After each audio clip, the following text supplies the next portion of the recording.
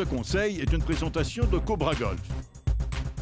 Salut tout le monde! Cette semaine, on est sur le verre d'entraînement et on veut entraîner notre capacité cognitive à maintenir notre cible en tête.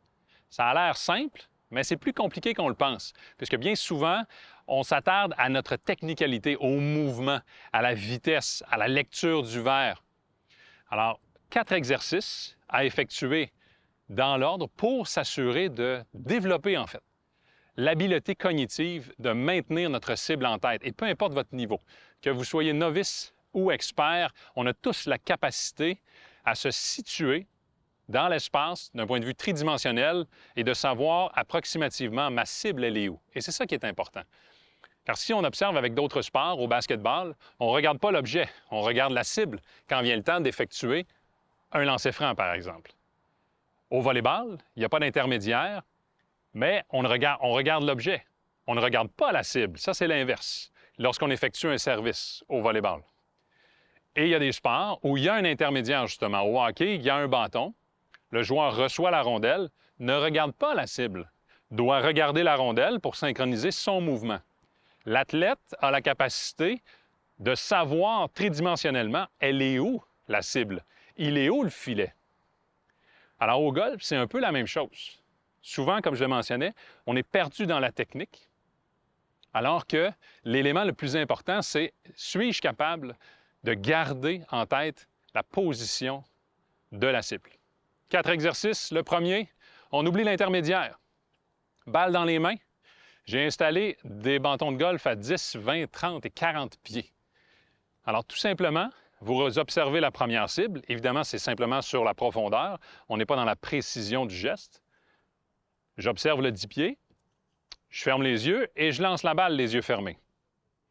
Est-ce que j'ai été en mesure, seul moi peut répondre à la question, est-ce que j'ai été en mesure de garder ma tâche, c'est-à-dire ma cible, en tête? Si le résultat est bon, tant mieux, mais ce n'est pas ça l'objectif. L'objectif, c'est, si je m'installe pour le 20 pieds, je regarde le bâton où il est situé, je ferme les yeux, je lance, en fonction de la dernière image que je me suis donnée. Je peux faire le même exercice avec le 30 pieds. Est-ce que j'ai été vraiment axé sur ma cible?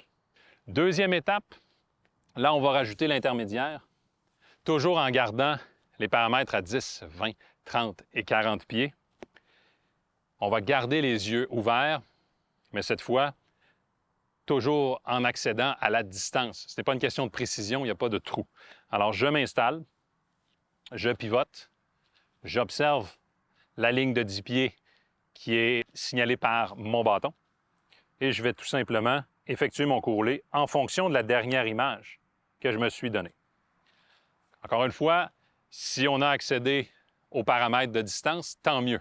Mais la question qu'on doit se poser, durant mon geste, est-ce que j'avais l'image claire en haute définition de ma cible, de la distance que je voulais franchir? Troisième étape, encore une fois, on a besoin de l'intermédiaire. Je vais m'installer et on va s'aligner vers un trou. Le plus possible, un trou qui casse droite-gauche, gauche-droite, mais pas intense. On prend un roulé relativement droit. Et là, ce qu'on va faire, c'est s'installer, une routine habituelle. Je vais regarder ma cible. Où est-ce que je veux viser? Très important, encore une fois, l'imagerie mentale que je me fais.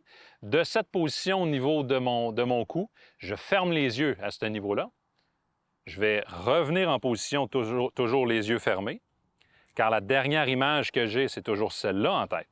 Et je vais exécuter mon coup roulé, peu importe la qualité de l'impact, en fonction de la cible que je me suis donnée.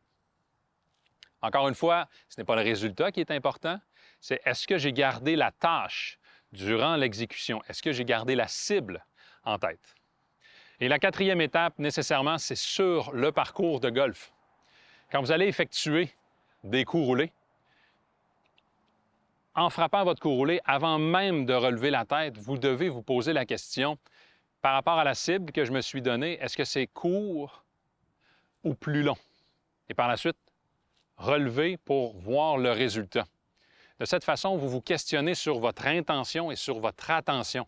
Est-ce que j'ai gardé la cible en tête? Alors, 4 exercices un peu en crescendo qui vous permettent d'ajouter un peu d'éléments cognitifs. Est-ce que j'ai la cible en tête? C'est vraiment l'élément de base pour réussir plus de coups roulés. Sur ce, bonne exploration et bon golf!